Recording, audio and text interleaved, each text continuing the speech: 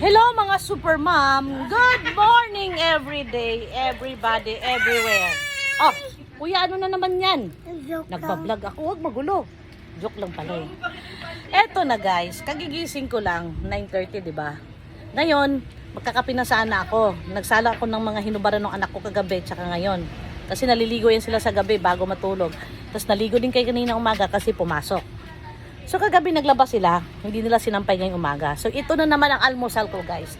Imbis na magkape ako guys, almusal.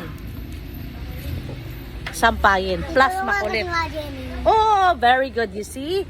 Tulungan daw ako ng apo ko guys. Kaya tara na, magsampay na tayo. Hi Tyra! Oh, may dumi. Nauna pa yung dalawa kong makukulit na apo. Hi Tyra! Are you okay? Ha, Tyra? Alam ko nag-almusal ka na. Kaya easy ka lang dyan. Aray ko. Kuha ka ng basket. Ang dami ng tuyo. Dali. Hindi ulan.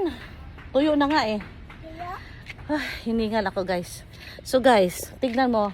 Itong laba ko kahapon. Ayan. Ayan, diba?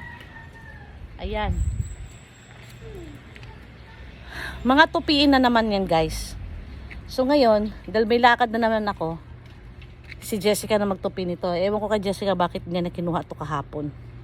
Kaya guys, bago tayo magsampay, tanggalin ko muna to mga tupiin kasi wala akong space para magsampayan.